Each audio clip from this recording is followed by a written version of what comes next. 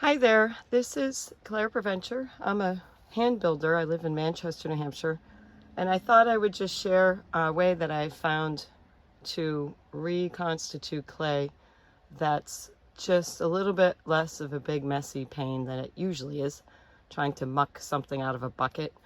So whenever I'm working, I throw my leftover pieces here on a piece of plaster just to dry out, and then once they're completely dry, I put them into a bag.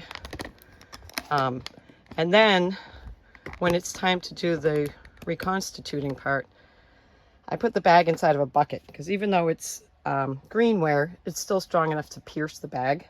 So this is completely dry bits in a bag in a bucket. Then I pour water in.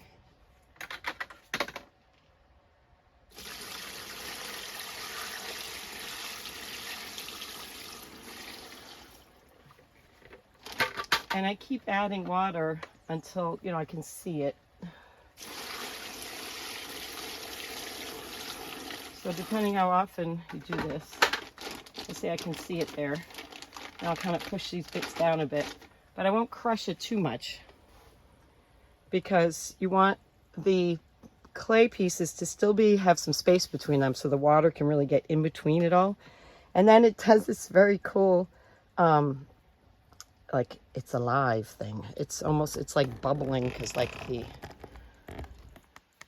you hear it? The air, is coming out of all the pieces, or the water is getting into them, I should say. So then I just let it set for several days. Just leave it alone. So I'll come back momentarily with the after and then show you the next step. Here's one more tip. That bucket that I started earlier, I filled with water. I poured the water into the dry scraps. Once it kind of all settles in, then there's a lot more water on top. So then I'll take whatever other stuff I have laying around and put it in there. Because, if I'm going to do this process, I might as well try to get it all done. Okay, bye. Okay, I'm back. So this is the plaster that I had my dry clay on earlier. I put plastic under this because it doesn't have edges and the wet clay is going to be a little sloppy.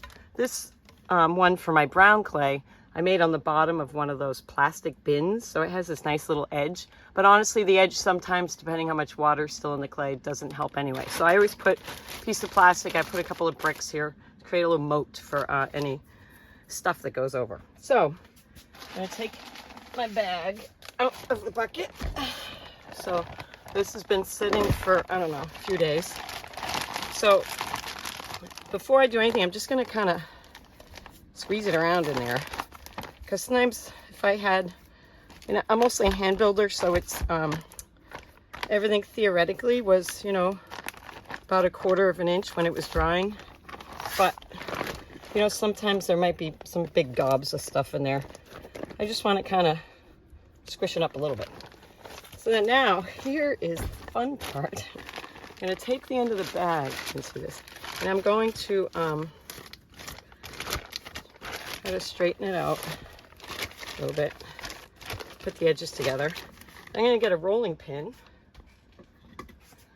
and I'm going to take the air out, and I'm going to wrap this around here.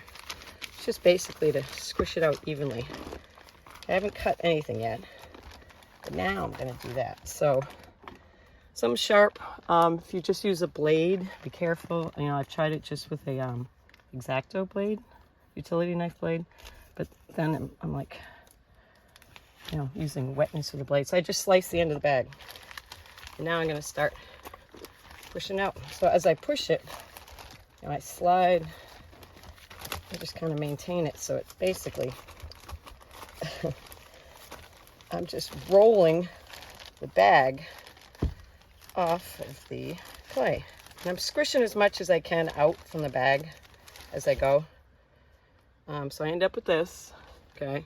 So this I take off. I do throw this away. I mean, I could really try to scrape out every bit that's in there, but you can see, this is not a lot of clay waste. It's so much easier than trying to scrape all that goop out of a bucket and put it on here. So I just leave this be. It's going to sit here for a couple days, and then, maybe I'll flip it, and well, you all know how to do this part. And there you go. So I just throw this out, all done.